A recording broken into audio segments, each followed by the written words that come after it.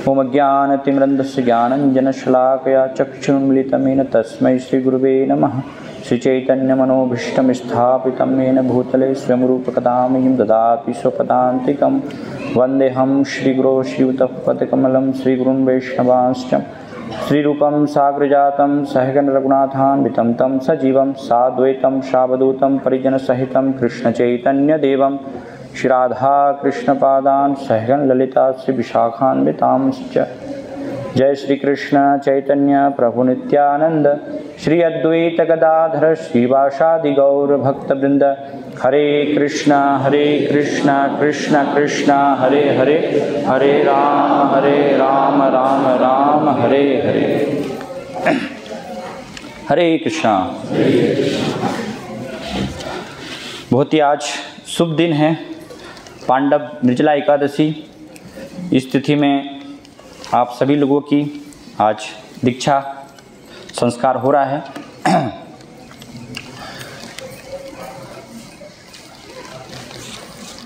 दीक्षा के बारे में वर्णन किया गया है शास्त्रों में। जो दीक्षा शब्द है तो दी अर्थात उसका जो मूल अर्थ बताया गया है वो बताया गया है देना, जिसके माध्यम से गुरु हमें दिव्य ज्ञान देते हैं। और छा उसका संस्कृत शब्द है, तो इस शब्द का अर्थ वर्णन किया गया है जो कि पापों को क्षय करते हैं, है ना। तो गुरु दीक्षा के माध्यम से क्या करते हैं, एक शिष्य को दिव्य ज्ञान देते हैं और दिव्य ज्ञान देने के साथ जो पाप कर्म है तो पाप कर्म को समूल रूप से नष्ट कर देते हैं। संस्कृत में बहुत ही सुंदर श्लोक है, उसमें बताया गया है दिव्य ज्ञानम यतो दद्यात् कुर्यात् पापस्त संक्षयम तस्मात् दीक्षेति सा प्रोक्ता देशी के तत्व को विदयी।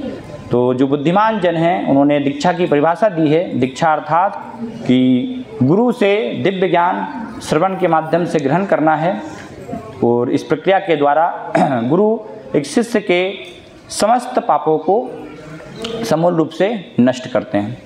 तो दीक्षा में मुख्य रूप से श्री कृष्ण चैतन्य महाप्रभु वर्णन करते हैं कि दीक्षा का अर्थ है, दीक्षा अर्थात नया जन्म। एक जन्म होता है माता पिता के माध्यम से, है ना, और जो वास्तविक जन्म है वो जन्म होता है जब गुरु से हम दीक्षा संस्कार ग्रहण करते हैं। आज का कोड भी था मॉर्निंग का, सुबह का, शिल प्रपात इसके बारे में वर्णन कर रहे थे। तो ये वास्तविक जन्म है। आज जो है आप सभी लोगों का वास्तविक जन्म है ना, क्योंकि माता पिता तो हमें 84 लाख दिनों में जन्म में प्राप्त होते रहते हैं, लेकिन गुरु की कृपा बड़े भाग्य से मिलती है। ब्रह्मांड ब्रह्मिते कोनो भाग्यवान जीव गुरु कृष्ण प्रसादे पाए भक्ति लता बीज। तो गुरु की कृपा से ये भक्ति का बीज हमें प्राप्त होता है। तो शिल प्रपात बताते हैं कि दीक्षा अर्थात क्या है, भक्ति में प्रवेश, है ना। कई बार लोग सोचते हैं कि दीक्षा अर्थात अब हम पूर्ण हो गए हैं, है ना। तो दीक्षा जो है वो हमारा भक्ति में प्रवेश है ना। दीक्षा लेने के बाद हमें गुरु के आदेशों को गंभीरता से पालन करना होता है। तो जितना हम गुरु के आदेशों के प्रति शरणागत होंगे, उन आदेशों को पालन करेंगे, उस अनुपात में हमारी फिर भक्ति में प्रगति होगी, उस अनुपात में कृष्ण हमें स्वीकार करेंगे, है ना। इसलिए बताया गया है कि जो पूर्ण रूप से शरणागत होता है, दीक्षा काले शिष्य करे आत्मसमर्पण, सही काले कृष्ण करे तारे आत्मसम। जब दीक्षा के समय एक शिष्य गुरु को आत्मसमर्पण करता है तो उस समय में कृष्ण उसे जो है अपने भक्त के रूप में स्वीकार कर लेते हैं। तो दीक्षा में जो कलयुग की मुख्य विधि है हरिनाम संकीर्तन विधि। कली काले नाम रूपे कृष्ण अवतार, भगवान कृष्ण जो है नाम के रूप में अवतरित होते हैं। तो गुरु हमें भगवान का नाम प्रदान करते हैं, है ना, जिस नाम कीर्तन के माध्यम से भगवान की प्रेमा भक्ति को हम प्राप्त कर सकें। तो चैतन्य महाप्रभु वर्णन करते हैं चैतन्य चित्तामृत में कि इस कलयुग की सबसे मुख्य विधि है नाम कीर्तन करना, है ना। नाम ही एकमात्र सार है। हरेर नाम हरेर नामेव केवलम कलो नास्तेव नास्तेव नास्तेव गतिर्न्यथा। इस कलयुग में भगवान के नाम के अलावा कोई भी उपाय नहीं है। लेकिन चैतन्य महाप्रभु वर्णन करते हैं कि अगर कोई व्यक्ति बहु जन्म यदि करे श्रवण कीर्तन तबु त न पाए कृष्ण पदे प्रेम धन। कई जीवनों तक भी अगर हम भगवान के नाम का कीर्तन करते रहें, भगवान के बारे में श्रवण करते रहें, लेकिन सही विधि से अगर नहीं कर रहे हैं तो उससे क्या होगा, कृष्ण पदे प्रेम धन, वो हमें प्राप्त नहीं हो पाएगा। तो इसलिए सही विधि से करना बहुत ही आवश्यक है। इसलिए भक्तिमोहन ठाकुर एक पुस्तक लिखते हैं हरिनाम चिंतामणि, तो उसमें कैसे हमें शुद्ध रूप से भगवान का नाम जप करना है, भगवान के नाम का कीर्तन करना है, उसके लिए नाम जप की 3 अवस्थाएं वर्णन करते हैं भक्तिमोहन ठाकुर। जो प्रारंभिक अवस्था है, जो कि अधिकतर लोग इस अवस्था में जप करते हैं, हम सभी की स्थिति होती है, तो ये प्रारंभिक अवस्था नाम अपराध की अवस्था होती है, जिसमें कि हम अपराध करते हुए भगवान का नाम लेते हैं, नामा अपराध उसको कहा गया है। फिर दूसरी अवस्था नामाभास कहा गया, और तीसरी जो अवस्था है वो है शुद्ध नाम। तो शुद्ध नाम से कृष्ण प्रेम प्राप्त होता है। नामाभास अगर कोई कर रहा है, अजामिल का उदाहरण आता है, तो उससे मुक्ति प्राप्त होती है ना। और नाम अपराध से जो है हम उतना आगे भक्ति में प्रगति नहीं कर पाते। तो इसलिए सभी अपराधों से मुक्त होकर के हमें शुद्ध नाम करने की आवश्यकता है। तो मुख्य रूप से कैसे हम शुद्ध नाम कर पाएँ, उसके लिए हमें अपराध क्या होते हैं वो पता होना चाहिए, है ना। नाम जप करने के लिए अच्छे से हम भगवान के नाम का कीर्तन करें, उसके लिए हमें अपराध के बारे में पता होना चाहिए। तो मुख्य रूप से 10 नाम अपराध बताए गए हैं, है ना, जिनके बारे में आज हम अभी चर्चा करेंगे। तो ये 10 नाम अपराध को ध्यान में रखते हुए एक साधक को जप करना होता है, भगवान के नाम का कीर्तन करना होता है। अगर अपराध के साथ हम कीर्तन करेंगे तो कई जीवन भी ऐसे हम कीर्तन करते रहेंगे, लेकिन हमें कृष्ण प्रेम प्राप्त नहीं होगा। तो इसलिए सावधानी रखने की आवश्यकता है, हर समय ये अपराध का विचार करते हुए कि कैसे हम शुद्धता से नाम ग्रहण कर पाएँ। तो जितना हम शुद्धता से नाम लेंगे उतना तीव्रता से हमारी भक्ति में प्रगति होगी। तो इसलिए बताया गया कि ये 10 जो नाम अपराध है उनको निरंतर, है ना, हमारे अपने कंठ में धारण करना चाहिए, अर्थात निरंतर हमें वो स्मरण रखना चाहिए, है ना, जिससे कि नाम जप में हम सावधानी पूर्वक अच्छे से जप कर पाएँ। तो 10 नाम अपराध हैं, क्या हैं ये, इनकी हम चर्चा करेंगे। पद्म पुराण में 4 कुमार सनक सनातन वो ये नाम अपराधों का वर्णन कर रहे हैं। तो पहला नाम अपराध बताया गया है, सताम निंदा नामनः परमम अपराधम वितनुते यथा ख्यातिम यातम कहतम सहते तद्विग्रहम। तो इसमें बताया गया है सताम निंदा नामनः परमम, है ना, जो सताम अर्थात भगवान के भक्त हैं, वैष्णवगण हैं, उनकी निंदा करना, सताम निंदा परमम, ये परम अपराध बताया गया है ना। कि अगर हम अपने ईर्ष्या के कारण, द्वेष के कारण किसी की निंदा कर रहे हैं, कई बार भक्त सोचते हैं कि महापुरुषों की निंदा नहीं करना है हमें, महान भक्तों की, है ना, लेकिन कोई भी वैष्णव की और एक सामान्य व्यक्ति की भी अगर आप निंदा कर रहे हैं तो वो क्या है, अपराध है ना। तो इसलिए इस वैष्णव अपराध से, भक्तों की निंदा से, और विशेष रूप से जो भगवान की कीर्ति का प्रचार करने में लगे हुए हैं उन लोगों की निंदा करना, तो वो एक अपराध बताया गया है ना। और सामान्यतः अपराध हम क्यों करते हैं, अपनी त्रुटि के कारण करते हैं, है ना, अपनी ईर्ष्या के कारण हम अपराध करते हैं, या अपनी अज्ञानता के कारण, आधे अधूरे ज्ञान के कारण हम क्या करते हैं, अपराध करते हैं। हमें पूर्ण जानकारी नहीं होती है ना, तो उस कारण से अपराध होता है। सामान्यतः मान लीजिए आपने किसी के बारे में कुछ सुना, है ना, या कहीं पे आपने कुछ पढ़ा, तो अधिकतर क्या होता है, या तो वो जो आपने पढ़ा है या सुना है किसी व्यक्ति के बारे में तो वो पूर्ण रूप से सही होगा, आपको पता है ना, या पूर्ण रूप से वो गलत होगा। इस प्रकार से स्थिति होती है। लेकिन एक ऑप्शन और होता है ना, कि जहाँ पर वो पता नहीं है कि ये सही है कि नहीं है, कि गलत है ना, जो भी वर्णन किया जा रहा है इस प्रकार से इनके बारे में। तो अधिकतर क्या करते हैं हम, जो अधूरी बात है उसी को दूसरों को फिर बताते हैं। हम कहीं से जो है सुन लेते हैं, है ना। फिर दूसरों को हम जो है कहते हैं कि देखिए मैंने तो ऐसा सुना है, पता नहीं मुझे सही है कि नहीं है ना। तो वो इस प्रकार से क्या होती है, निंदा चालू हो जाती है। तो अगर कंफर्म नहीं है वो, तो उसको हमें वर्णन नहीं करना चाहिए, है ना। वो करना चाहिए हमें प्रयास कि क्या वास्तव में ये सही है या नहीं है, नहीं तो वो एक अपराध बताया गया है। एक बार एक मंदिर में एक भक्त, उनको थोड़ा कमर में दर्द हुआ, तो उन्होंने डॉक्टर को दिखाया। तो डॉक्टर ने उनको बताया कि आप जो है झुकिएगा मत, है ना। तो आए वो मंदिर के अध्यक्ष को, उन्होंने बताया कि प्रभु जी ये स्थिति है, डॉक्टर ने इस प्रकार से कहा है। तो अध्यक्ष ने कहा ठीक है, आप जो है जो भी भक्त प्रणाम करें तो उनको ऐसे हाथ जोड़कर ही प्रणाम कीजिएगा, आप झुकिएगा मत। तो सबको वो हाथ जोड़कर ही प्रणाम कर रहे हैं, है ना। तो जो दूसरे भक्त हैं, वो कुछ भक्तों ने सोचा कि ये तो अहंकारी हो गए हैं, हम इनको प्रणाम कर रहे हैं दंडवत झुक करके, और ये बस हाथ ऐसे जो है जोड़ रहे हैं। और फिर कुछ वरिष्ठ भक्तों ने भी प्रणाम किया, तो वरिष्ठ भक्तों को भी उन्होंने हाथ जोड़कर ही किया, है ना। तो वो तो और जो है दो भक्त वो क्रोधित हो गए कि ये क्या है, ये तो बिल्कुल बहुत अहंकारी हो गए हैं, है ना, कि दंडवत प्रणाम ही नहीं कर रहे हैं। तो इनको तो मंदिर में निकाल, उन्होंने सब जगह जो है वो उसको फैला दिया कि देखिए ये सब दो भक्त ये ऐसे ऐसे हो गए, अहंकारी हैं ये तो, है ना।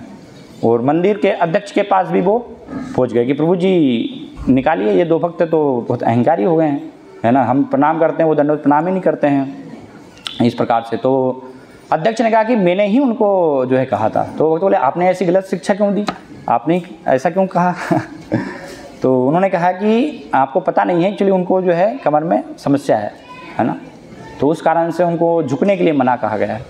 तो ये स्थिति होती है ना, पूरी बात पता नहीं होती है और वो चीज़ें जो हैं हम चालू कर देते हैं, है ना, सबको इस प्रकार से कहना। तो इसलिए ये निंदा करने से हमें बचना चाहिए, है ना। सताम निंदा नामनः परमम, ये अपराध बताया गया। यथा ख्याति मूल, विशेष रूप से जो भगवान की कीर्ति का गुणगान करने में लगे हुए हैं तो उनका अपराध करना।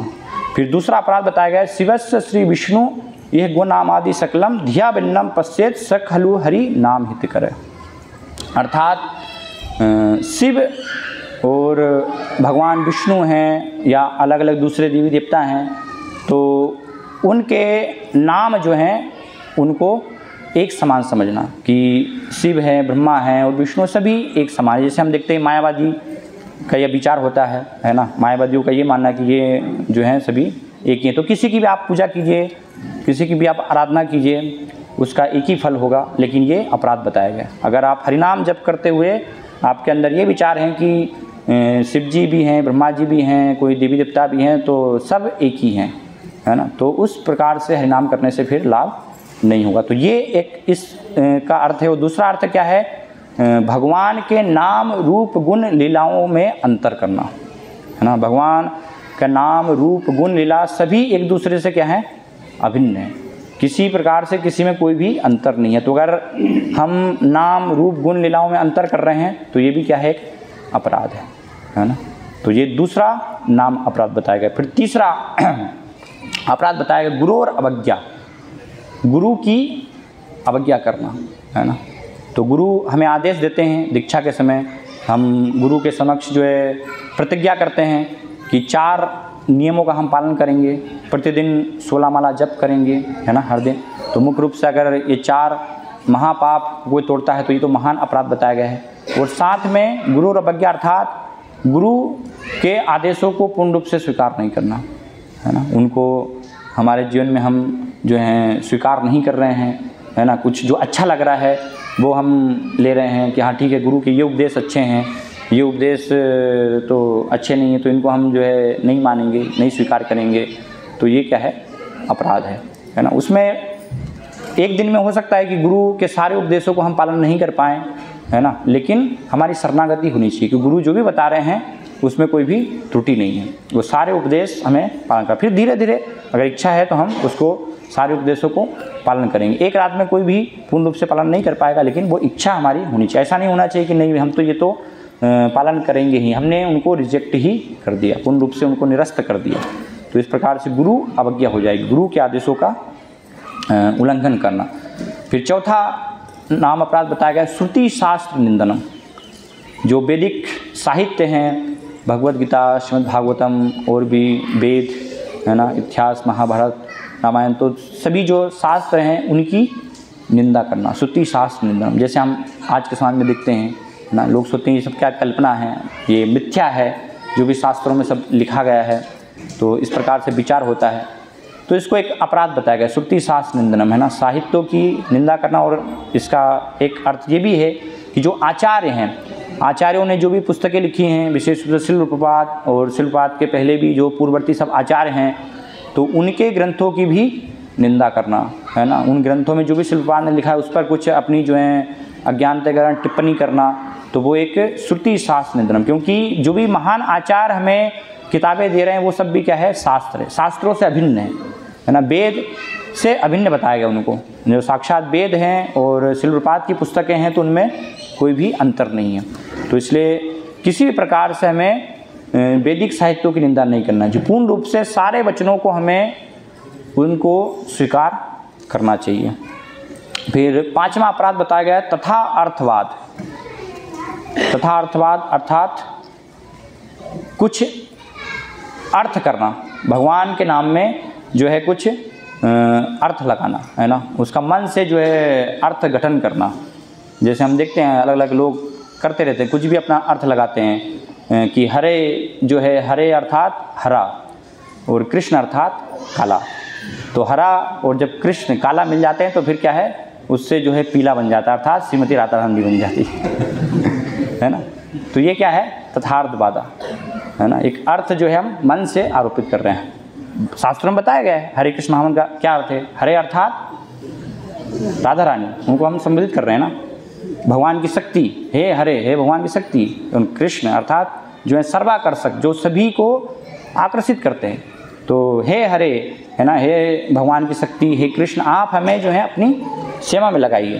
तो इस प्रकार से हम हरे कृष्ण महामंत्र के माध्यम से प्रार्थना करते हैं। तो ऐसे हमें कुछ भी अर्थ गठन करने की आवश्यकता नहीं है ना, वो अपराध है। अगर मन से कुछ भी हम जो है शास्त्र के विरुद्ध अपना एक अर्थ लगा रहे हैं तो वो क्या है, अपराध है।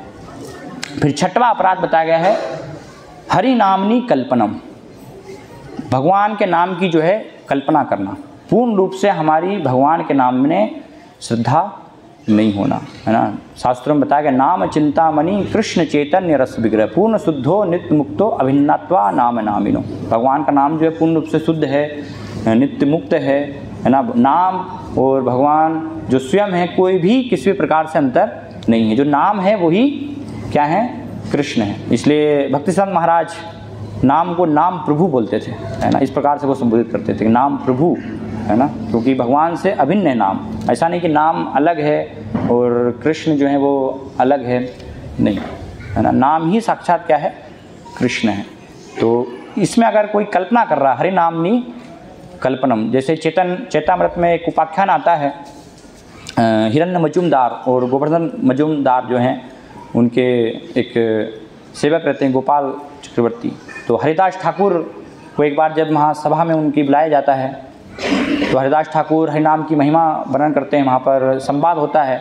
तो जो वैष्णवों के निंदक थे गोपाल चक्रवर्ती, वो उनको श्रद्धा विश्वास नहीं होता है। हरिदास ठाकुर बताते हैं कि एक बार सिर्फ नाम लेने से कई जीवनों के पाप दूर हो जाते हैं है ना।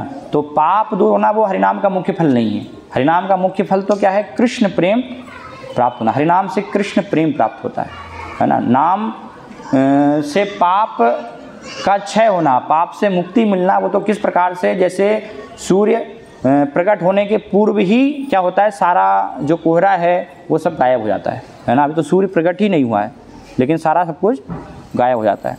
तो इस प्रकार से हरिनाम का ये मुख्य फल, लेकिन उनको श्रद्धा नहीं होती कि महान महान योगी और ध्यानी जैन, ज्ञानी जैन कई जीवन तपस्या करते हैं फिर भी जो है वो पापों से मुक्त नहीं हो पाते। और आप बोल रहे हैं बस किसी ने एक बार लिया हरे कृष्णा बोला और बस पाप से मुक्त हो जाएगा कैसे संभव है? तो विश्वास नहीं होता है ना। तो फिर बोलता है कि अगर ये सत्य नहीं हुआ तो आपकी जो है नाक मैं काट दूंगा है ना। तो हरिदास ठाकुर बोलते हैं अगर ये सत्य है तो आपकी नाक जो है गल करके गिल जाएगी। तो देखते हैं फिर बाद में जो है जो निंदक था, क्योंकि हरिदास ठाकुर तो भगवान के महान भक्त थे, उनकी पूरी श्रद्धा थी, तो आगे चल करके फिर उसको जो है कोढ़ हो जाता है, बीमारी हो जाती है और उसकी नाक पूरी गल करके गिर जाती है ना, ये स्थिति होती है। तो हरि नामनी कल्पनम, हमें ऐसा नहीं सोचना चाहिए कि जो भी भगवान के नाम की महिमा शास्त्रों में बताई गई है वो कोई कल्पना है ना, कल्पना नहीं है, वो सत्य है। अगर हम शुद्ध रूप से अगर कोई एक बार नाम लेगा कृष्ण नाम, तो वो उसके अंदर सारे जो हैं प्रेम के लक्षण, भाव के लक्षण, वो सब कुछ प्रकट हो जाएंगे, है ना। भगवान का नाम इतना प्रभावशाली है, लेकिन हम क्योंकि शुद्ध नाम नहीं ले पा रहे हैं, हम अपराध के साथ करते हैं, तो उस कारण से फिर बार बार करने पर भी हमें ऐसा लगता है कि कोई लाभ नहीं हो रहा है ना। लेकिन ये शास्त्रों में जो भी भगवान के नाम की महिमा बताई गई वो पूर्ण रूप से सत्य है, तो उसको कल्पना नहीं मानना चाहिए किसी भी प्रकार से। अगर हम कल्पना कर रहे हैं तो वो अपराध है। फिर 7वां, जो कि सभी अपराधों की जननी है, नामनो वलात यस्य ही पाप बुद्धिर न विद्यते तस्य यमेर ही शुद्धिर, है ना। अगर ये अपराध हम कर रहे हैं तो बहुत बड़ा ये अपराध, नाम के बल पर पाप कर्म करना, है ना। कि हमने सुना है शास्त्रों में कि नाम से क्या होगा, हमारे पाप दूर हो जाएंगे, तो ठीक है, अच्छी विधि हमें तो पता चली, है ना। 6 दिन हम नाम जप करेंगे, एक दिन 6 दिन पाप करेंगे और एक दिन फिर नाम जप करके और सब मुक्त हो जाएंगे। जैसे लोग देखते हैं सामने, पाप कर्म करते हैं और फिर महीने में एक बार गंगा जी स्नान करने के लिए चले जाते हैं, सोचते हैं गंगा जी में नहा करके आ जाएंगे तो उससे। लेकिन राजा परीक्षित भागवत में बताते हैं कि ये जो सोच है ना, क्वचित वर्तते भद्रात क्वचित चरति तत्पुनः प्रायश्चित तमोपार्थ मन्ने कुंजर सोचवत। ये हाथी के स्नान जैसा है ना। हाथी सरोवर में स्नान करता है और स्नान करके बाहर आता है और फिर क्या करता है, अपने सूंड से सब बाहर का जो धूल है फिर दोबारा से डाल लेता है ना। तो इस प्रकार से कभी भी वो शुद्ध नहीं हो पाएगा। तो अगर ये विचार है कि नहीं भगवान का नाम पाप से मुक्त कर देता है, तो इसलिए मैं पाप कर्म करूँगा और पाप कर्म करने के बाद फिर 16 माला जप कर लूँगा तो सारे मेरे पाप खत्म हो जाएंगे, है ना। तो ये सभी अपराधों की जननी है, नाम के बल पर पाप कर्म करना। इसका जो है बहुत ही बड़ा दंड होता है, भगवान इसका बड़ा परिणाम हमें प्रदान करते हैं। तो इसलिए इस अपराध से मुख्य रूप से हमें बचना चाहिए। फिर 8वां अपराध है धर्म वृत्त त्याग भूतादि सर्व शुभ क्रिया साम्यम अपि प्रमाद है। भगवान के नाम को एक शुभ कर्म, है ना, कुछ तपस्या, त्याग, कुछ दान या यज्ञ के समान मानना, है ना। हम सोचें कि भगवान का नाम भी कर सकते हैं या फिर कुछ हम घर में शुभ कार्य के लिए कुछ यज्ञ करवा सकते हैं, है ना, कुछ दान दे सकते हैं। तो ये सब क्या है, समान है, कोई सी विधि करेंगे तो सबसे एक ही लाभ होगा। लेकिन हरिनाम की तुलना जो भी वेद में ये सब धर्म, त्याग, तपस्या, जितने भी सब कर्म बताए गए हैं, यज्ञ आदि पुण्य कर्म, है ना, अलग अलग प्रकार के यज्ञ हैं, कोई कितना भी कर ले, ये करोड़ों करोड़ों यज्ञ भी कोई कर ले, तो भी कोई व्यक्ति अगर एक बार जो है नाम ले रहा है भगवान का, तो उस नाम की वो बराबरी करोड़ों यज्ञ करने से भी, तपस्या कई जीवन करने से भी नहीं हो सकती, है ना। ये हमें समझना चाहिए। तो अगर सही हमारी समझ नहीं है और हम सोच रहे हैं कि सब समान है ना, कोई भी हम क्रिया करें तो वो क्या है, नाम अपराध है। फिर 9वां अपराध बताया गया है अश्रद्धाने विमुखे अप्यश्रण्वती यश्चोपदेश शिव नाम अपराध है। अश्रद्धालु व्यक्ति को भगवान के नाम की महिमा करना, है ना। एक प्रचार के समय प्रचारक को बिना भेदभाव के, है ना, सभी को भगवान के नाम की महिमा बतानी चाहिए, भगवान के बारे में वर्णन करना चाहिए। लेकिन यहाँ पर वर्णन किया जा रहा है कि जो विशेष रूप से अपराधी हैं, जो ईर्ष्यालु हैं, है ना, अपराध करेंगे, हमें पता है कि इनको हम वर्णन करेंगे तो वो क्या है, तो इसलिए गुह्य महिमा, भगवान के नाम की जो शास्त्रों में गुह्य महिमा बताई गई है, उनको ऐसे व्यक्ति को वर्णन नहीं करना चाहिए। ये एक अपराध है, अश्रद्धालु व्यक्ति को भगवान के नाम की महिमा बताना। फिर 10वां अपराध बताया गया श्रुतेपि नाम महात्म्य यह प्रीति रहितो नर अहम ममादि परमो नामनी स्वप्य अपराधकृत, है ना। कि शास्त्रों से हम बार बार सुनते हैं, श्रवण करते हैं नाम की महिमा, कि नाम जो है स्वयं भगवान से अभिन्न है ना। जब हम जप करते हैं तो शुरुआत बताते हैं कि भगवान क्या करते हैं, राधा कृष्ण हमारी जीवा पर नृत्य करते हैं, है ना। भगवान जो है सुनते हैं नाम को साक्षात जो है, लेकिन फिर भी हम सावधानी नहीं देखते हैं, है ना। तो इसलिए इतना सुनने के बाद भी सावधानी नहीं रखना और भौतिक विषयों के प्रति आसक्ति बना कर रखना, है ना। इतना हम सुन रहे हैं कि ये संसार क्या है, पूरा दुखालयम अशाश्वतम, बार बार हम सुनते हैं प्रवचन में ना, दुखालयम अशाश्वतम, हम शरीर नहीं आत्मा है, फिर भी हम जो है देहात्म बुद्धि में आ जाते हैं। देहात्म बुद्धि में होकर ही हम जो है कार्य करते हैं, संसार के सब भोग से हम आकर्षित होते रहते हैं इतना सुनने के बाद भी। तो सुन रहे हैं फिर भी हमारी जो है रुचि, अगर वो सब श्रद्धा जो है जागृत नहीं हो रही है, तो ये भी क्या है, अपराध है कि इतना सब कुछ सुनने के बाद भी आसक्ति बना करके रखना। तो इस प्रकार से ये 10 नाम अपराध बताए गए हरि नाम जप करने के लिए, है ना। अगर कोई इन अपराधों के साथ जप कर रहा है तो हमारी प्रगति आध्यात्मिक जीवन में हम आगे नहीं बढ़ पाएंगे। हमारा प्रवेश हो जाएगा दीक्षा के माध्यम से, है ना, गुरु की हमें कृपा प्राप्त हुई है, तो वो हमारा प्रवेश हुआ है। लेकिन प्रवेश के बाद और आगे हमें जो है गोलोक धाम जो हमारा लक्ष्य है वहाँ पर हमें पहुँचना है, तो बहुत तीव्रता के साथ, हमें गंभीरता के साथ ये अपराध से मुक्त होकर के भगवान के नाम का कीर्तन करना होगा। क्योंकि नाम जप जो है सबसे मुख्य विधि है इस युग की, और कोई विधि इस युग में नहीं है काम करने वाली, केवल भगवान का नाम कीर्तन ही बताया गया है। तो इसलिए हम ध्यान रखें, है ना। आज आप सभी लोगों की दीक्षा हो रही है, तो आप सब लोग पूरा निरंतर इसको जो है स्मरण रखें। ये 10 नाम अपराध जो हैं हमें पता होना चाहिए क्या है, इनकी सही समझ हमें होनी चाहिए, और सही समझ के साथ जब हम भगवान का नाम कीर्तन करेंगे तो फिर उससे हमारी आध्यात्मिक जीवन में प्रगति होगी। हरे कृष्णा। श्रील प्रभुपाद की जय। परम पूज्य भक्ति विकास स्वामी महाराज की जय।